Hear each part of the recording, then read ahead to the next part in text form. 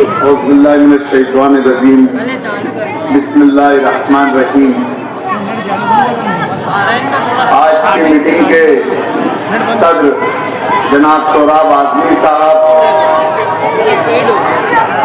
मजलिस इत्तेहादुल मुस्लिमीन के तमाम उम्मीदवार,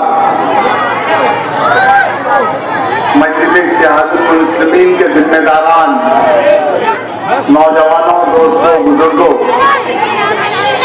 और जहां तक मेरी आवाज जा रही है मेरी पर्दा नशीन माए बहन,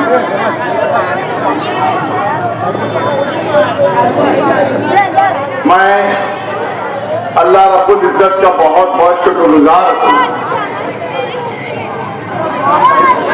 और उसी के साथ साथ हमारे और आपके कायद मोहतरम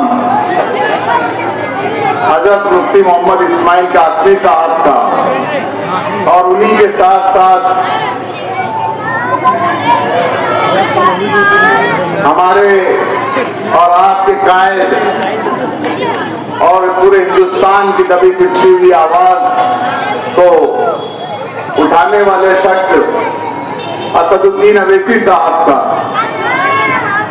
कि उन्होंने मुझे मेरे ऊपर एतमाद करते हुए मजलिस इत्तेहादुल मुस्लिमीन की जानिब से मेयर को उम्मीदवार डिक्लेयर किया।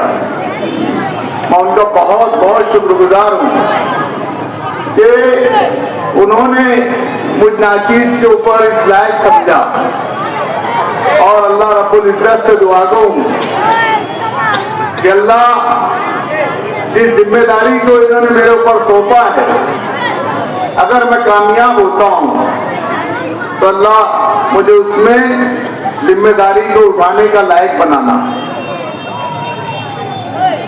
कॉर्पोरेशन इलेक्शन में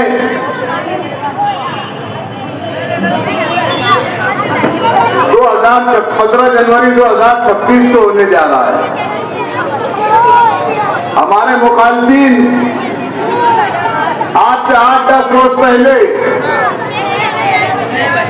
पूरे शहर के अंदर एक ही मुद्दा लेकर घूम रहे थे, 162 वोट का, 162 वोट का। जिस दिन से मैंने उस बात का उनको जवाब दिया, खुलासा किया कि आप लोग अगर 162 वोट का बदला लेना चाह रहे हो, मैंने मेरी तकरीर में इस बात को कही कि आप 162 का जो बदला चाहते हो, अवाम को अवाम से, मोमिन को मोमिन को, मुसलमान से मुसलमान को लड़ाना चाहते हो, तो आप बराए मेहरबानी ऐसा मत करिए। और इसके बदले में आपने मुझे 3 गोलियां मारी थी।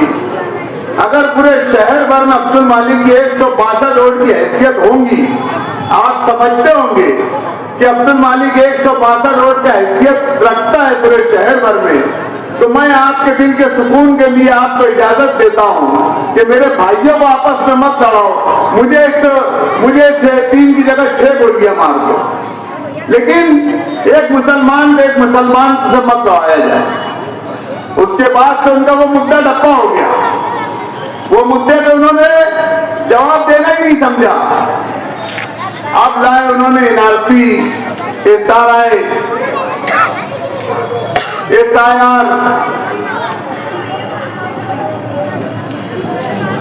पुलिस डिपार्टमेंट से मेरी गुजारिश है, अभी आप वहां आके खड़े हुए तो पटाखे फूटना बंद हुए, ये गाय वगैरह जो भेज रहे हैं और पब्लिक यानी वो चाह रहे हैं कि ये गाय वगैरह मजमे में घुस जाए और अफरा तफरी फैले, ये एक प्लानिंग के तहत वो भेज रहे हैं। बैठ जाओ बेटा, बैठ जाओ, ये इससे ज्यादा कुछ नहीं कर सकते, बैठ जाओ। ये इनका शर्त है और हमारा शर्त माफ करना है। ये बेटा बैठ, खामोश हो जा।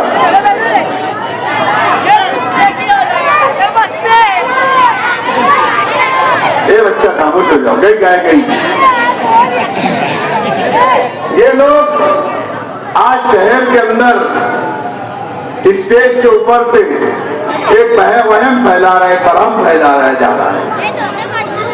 कि SIR आएगा, NRC होंगी, उसके अंदर आप गरीब लोग हैं, आपके घरों में कबाड़ भी नहीं है, आपके घरों में कुछ रखने की चीजें भी नहीं है, आप लोग कहां से कागजात लाएंगे? ये चीज आपके पास फाइल नहीं है, आपके पास कुछ नहीं है, आप कहां से ये कागजात लाएंगे? तो ये गरीबों को एक तरीके से डराया जा रहा है, एक वहम उनके दिमाग में डाला जा रहा है। मैं बहुत ज्यादा पीछे नहीं जाता हूं। इन्होंने यलगार जलसा लिया था, यलगार जलसे के अंदर इन्होंने मरहूम शेख रशीद साहब के ऊपर से एक किताबचा छापा था और उस किताबचे के अंदर हमारे बड़े भाई आसिफ शेख रशीद साहब ने अपनी तकरीर में यह एतराज किया था कि आज तक हम समझते थे, ये कौन बोल रहे हैं? जो पूरे शहर की नुमाइंदगी करने की बात कर रहे हैं, जो पूरे शहर को बचाने की बात कर रहे हैं, वो क्या बोल रहे हैं कि आज तक हम ये समझते थे कि हमारे आबा व अजदाद पिलखोल में रहते थे, लेकिन जब हमारे वालिद और मेरे बड़े अब्बा साहब ने जब हमें पूरी मालूमात बताई और मालूमात बताते बताते बताते जब हमारा शिजरा निकाला गया तो हमारा शिजरा ललीन से निकला। इनको खुद का अपना पेपर मालूम नहीं है, ये शहर की हिफाजत करने चले। आज तक पूरा शहर ये समझता था कि ये पिलखोल से आए, इन्होंने खुद अपना एतराफ किया है कि हम ललीन के हैं। अब बताओ, जब NRC लागू होगी तो इनके पिलखोल के पेपर माने जाएंगे कि या ललीन के पेपर माने जाएंगे? मेरे बड़े भाई, पहले आप अपने पेपर सही कर लो। ये शहर की आवाम है, ये बहुत बेदार है, इनको बेदार करने की जरूरत नहीं है और खास तौर से ये जो पेपर के मामला है उसको लेकर ये बहुत बेदार है। या आप लोग क्या साबित करना चाहते हो? आपकी तकरीर से क्या मतलब लेना चाहते हो? आप ये बताना चाहते हो कि अगर आप गिर गए, आप इलेक्शन हार गए, तो यहां पर आप लोगों को, अगर आप इलेक्शन हार गए, तरुण ईमान साहब तस्वीर ला चुके हैं, बड़ा आएंगे वैसे आ जाएंगे।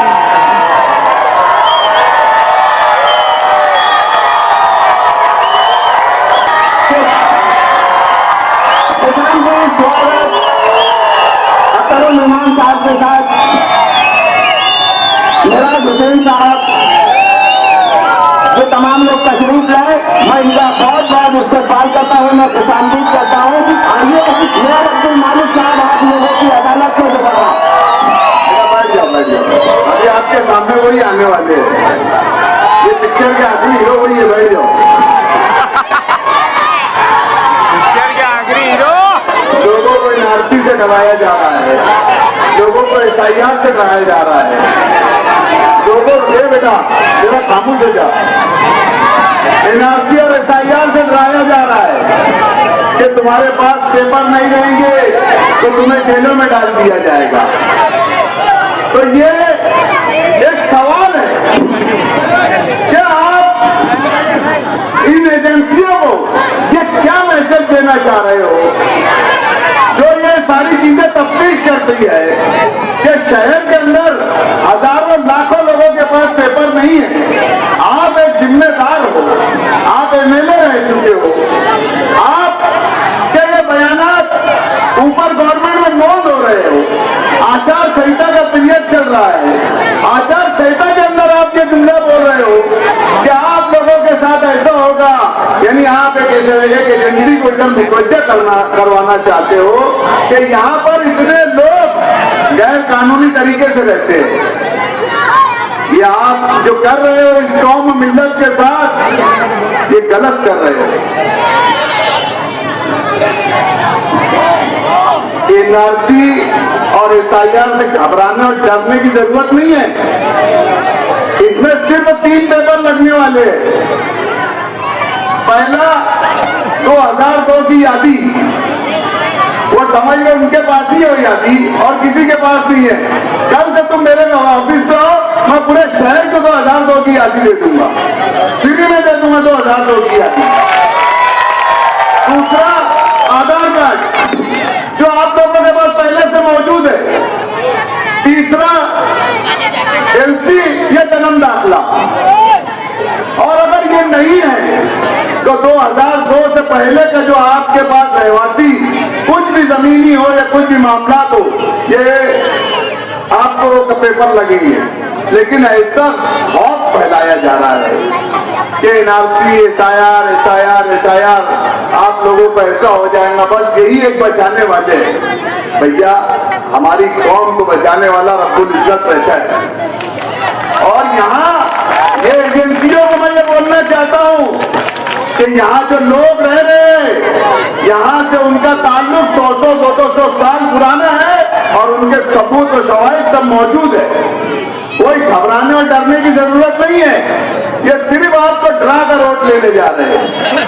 आज वार्ड नंबर 17 के हमारे साथ जो लोग लगे हैं उनको डराया जा रहा है, उनको कारोबार की धमकी दी जा रही है कि रेट कभी भी हो सकती,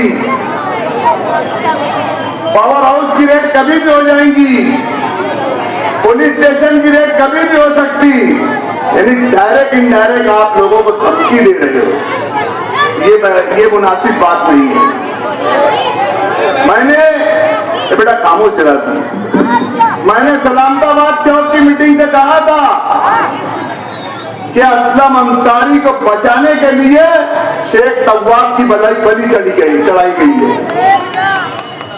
शेख तव्वाब इसी रौनकाबाद के रहने वाले हैं और यही वो असलम अंसारी है जिनके फोन के ऊपर वो एक भरोसा और एतमाद करके दाखिला बना देते थे। ये पूरी इंक्वायरी असलम अंसारी के ऊपर होने वाली थी, जिसका ला के तव्वाब के ऊपर डाला गया है। मैंने उनसे सवाल किया था कि आप बताइए कि आपने तव्वाब को फंसाया कि नहीं फंसाया। 1 दिन गुजर गया, 2 दिन गुजर गया, 3 दिन गुजर गया, 4 दिन, 5वें दिन उन्होंने वहां आकर जलसे में क्या कहा कि शेख तव्वाब को घर पर जब ईडी वाले आए थे तो मैं फला जगह से आकर वहां कुर्सी लगाकर बैठ गया था। बिल्कुल सही बात है, आप फला जगह से आकर वहां बैठ गए थे, ईडी के सामने आप बैठ गए थे। आप वहां शेख तव्वाब की हिमायत में नहीं आए थे, आप अपने लाडले कारपोरेटर के घर में पहुंच जाए, क्योंकि शेख तव्वाब का घर और लाडले कारपोरेटर के घर में सिर्फ 2 गली का फर्क है, सिर्फ 2 गली का फर्क है कि आप अपने तव्वाब की जगह कहीं ये शेख तव्वाब के बजाय असलम अंसारी के पास में ईडी पहुंच जाए, आप उसके लिए वहां आके बैठे थे। आपने देखा पिछले इलेक्शन के अंदर हजरत मौलाना मोहम्मद असलम अंसारी साहब, इनकी हरकत, इनका हुलिया,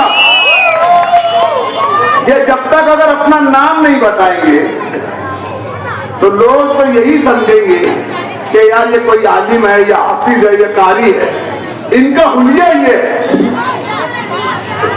इस हुलिये और इस छवि के साथ इन्होंने क्या किया, एक टीचर के वहां स्कूल में पहुंच गए, धमकी दी गई, वो टीचर को जगह पर अटैक आ गया।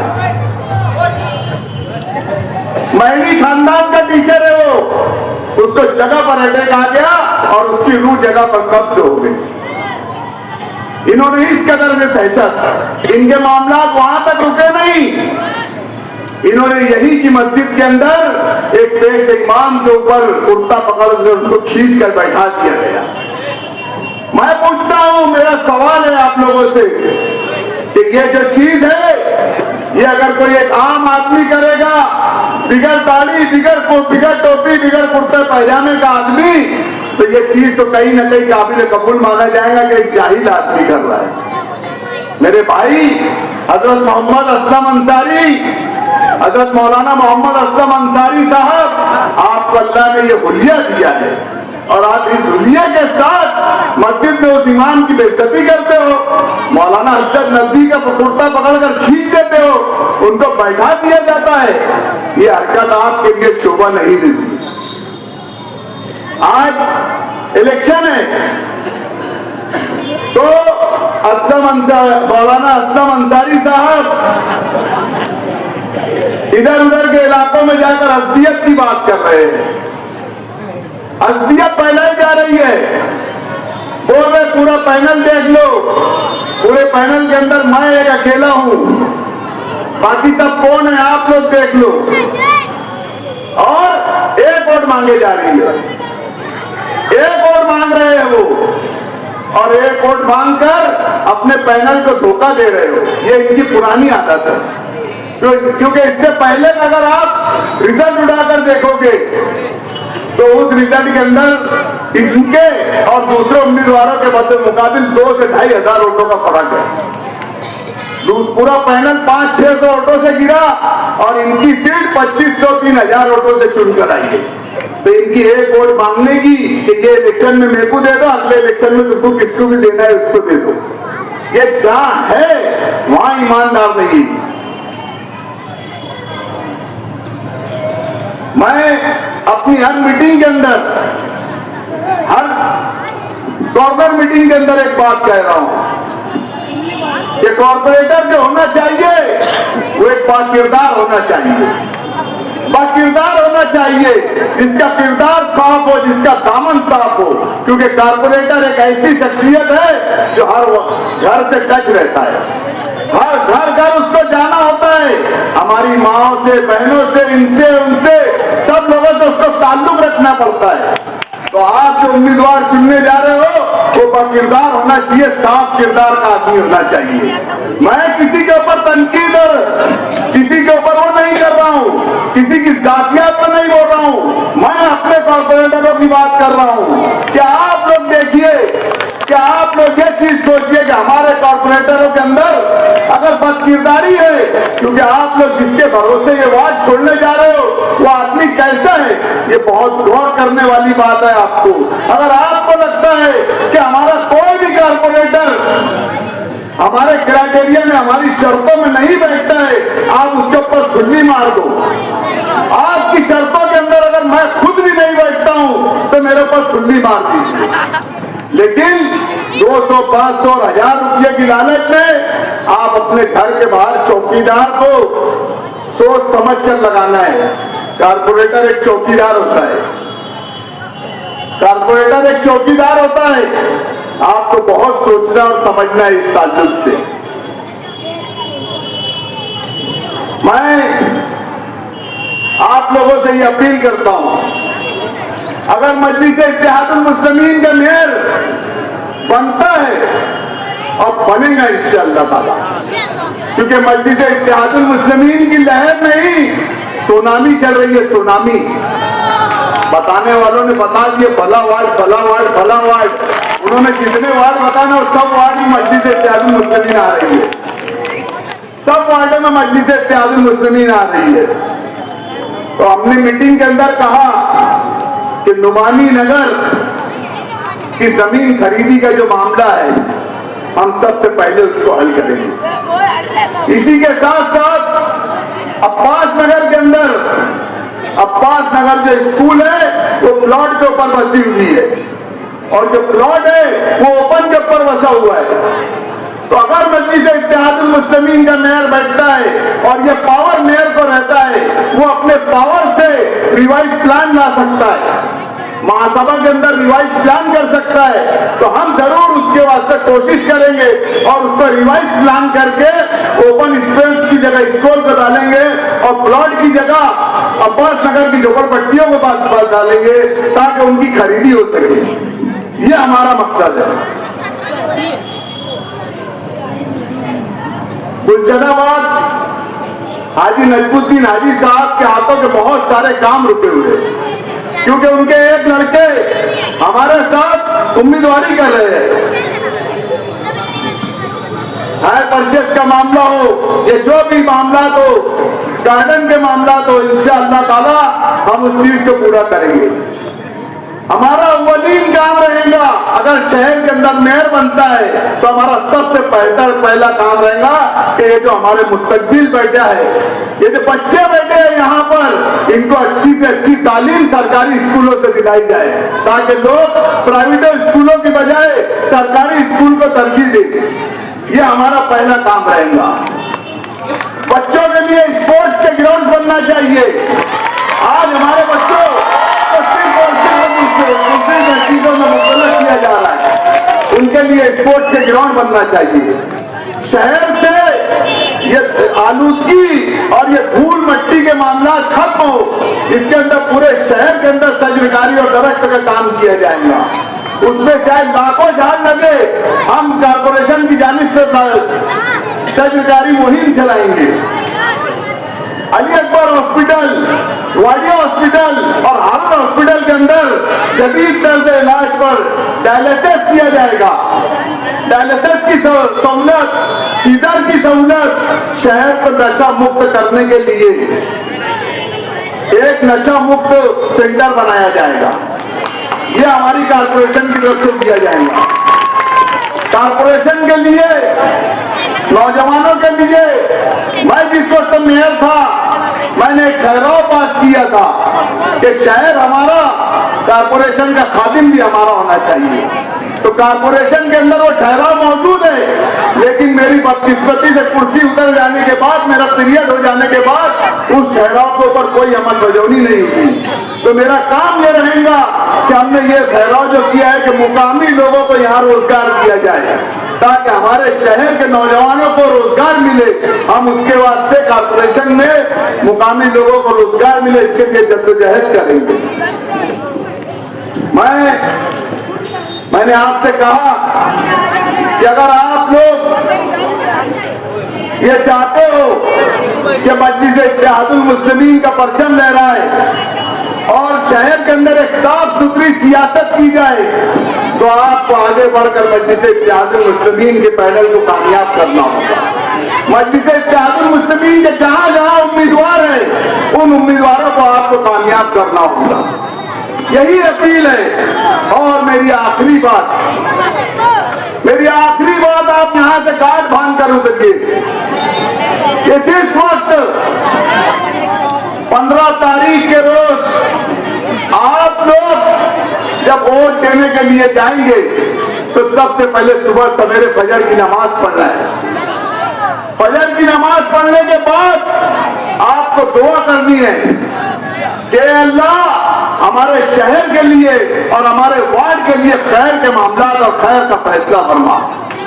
वोट देने के लिए जब आप मशीन के पास जाएंगे, ये दुआ करते जाना चाहिए और बिस्मिल्लाहिर्रहमानिर्रहीम बोलकर एक सेकंड के लिए अपनी आंखों को बंद कीजिए और अल्लाह की तरफ रुजू हो जाइए कि अल्लाह मेरे शहर के लिए खैर का फैसला फरमा, मेरे शहर के लिए खैर का फैसला फरमा, मेरी मिल्लत के लिए खैर का फैसला फरमा। मेरा वोट जो जा रहा है वो खैर के फैसले के साथ जाना चाहिए। और आप तो खोलिए, मेरा यकीन है इंशाअल्लाह अज़ीम आपके सामने अल्लाह तबारक तआला जो खैर का फैसला करेगा, बिस्मिल्लाहिर्रहमानिर्रहीम करके उसको वोट दे देना। यही अपील आपसे।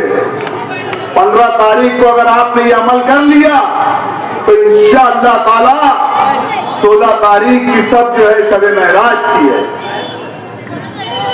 शब महराज है 16 तारीख को, और अल्लाह रब्बुल इज्जत शब महराज के एक दिन पहले किए हुए अमल को और शब महराज जिस दिन रहेंगी, अल्लाह आपका वो फैसला कबूल करेगा और आपके ऊपर ऐसा ही हाकिम मुसल्लत करेगा जैसा आपका इतना ईमान है। यही मेरी आपसे दर्दमंदाना अपील है, यही गुजारिश, यही मेरी बात लेके मैं आया था।